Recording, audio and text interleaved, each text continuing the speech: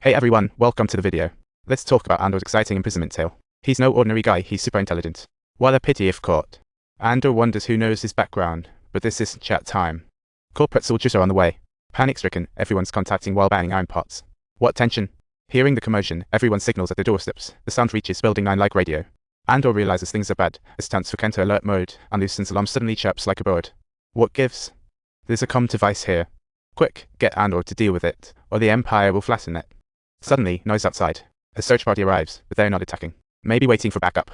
Lucen knows Ando has an escape route. The nearby drainage ditch looks good too. He whips out the detonator, having prepped the explosives outside. With the command, boom. The steel door and soldiers go flying. Talk about a showstopper. A surviving corporate soldier stumbles in, but passes out quickly. Looks like a training skip. The door skedaddles. Ando is determined to grab the new land group, almost getting zapped by a sneaky corporate soldier. A wild shootout kicks off, let the games begin. After glancing at the new land group, he bolts. Lucen insists it's no big deal. The chain of pots snaps, hitting the new land group. Unfortunately, a corporate soldier shoots from above. After contemplating life choices, survivor wins. They swiftly retreat. The repair shop is turning into a horseshoe. The repair shop is chaotic with flying parts. They scramble into the ditch, busting out of the factory. Ando's still wishing to snag the new land group. There's only one corporate soldier left, but these guys definitely play hardball. The captain gets the target and gives the command to guard essential exits. The rest are set up waiting for a lucky catch, and suddenly a car zooms into view. With intense firepower, the car stalls. Oops, it explodes and flips over. The corporate soldiers rush to check the scene, exchanging glances that scream, "We've hit the jackpot." Suddenly, an engine roars. Lucen hits the detonator, sending the onlooking corporate soldiers flying like it's a fireworks show. Ouch, a serious loss for the corporation. Ando hops on his flying bike and zooms out of town effortlessly. They speedily jet off the planet. The modified tugboat is a powerhouse, leaving ordinary Imperial transport ship. They finally slide into a safe zone, and Lucen spills the beans. Time to team up with Ando for a big score. If it's about stealing stuff, Ando figures he's got it handled solo, no need for backup. But if the bounty is $200,000, he's got a crew lined up, ready to swipe the Empire's payroll. Lucen knows Ando's mind, he dislikes small tasks. The ship lands at Domi, where the captain waits. Ando decides to join the crew for the Empire's payroll heist. Never underestimate human capabilities. The Galactic Empire is secretly building up. The entire planet is a front for a devastating star weapon they dubbed the Death Star. Its power unfathomable. The operator maneuvers the Death Star in space, blocking the sun with the colossal artificial planet, creating an eclipse.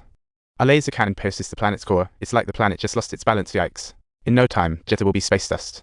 Ando's done hiding his skills. He bolts out to unlock this. He uses a diagonal machine to call the K2 robot, which is enjoying the disappearing horizon in the ship until Ando gives it a nudge. Ready to head out and find Kin, he reminds the guards to take the undercover pilot along before leaving. After returning the staff, he raises his weapon and blasts the cell, finding Kin in the secret room. The rebel leader who raised Kin urges them to leave. Kin wishes to join, but the planet weapon's in development. The rebel guerrillas are out of options. He decides to finish this last leg with his buddies who can't leave, marking the end of their mission. It's up to the cloud people now. The mountains collapsing in epic disaster. The quick folks have dashed out of the cloud, but way more are about to be buried. Empire officers gaze in satisfaction at their handiwork. How pleasant. Buyers marvels at this scene. The K2 robot lost in scenery arrives. Ando and crew dash towards the spaceship. They make it just in time, jumping aboard the ship right before the horizon vanishes.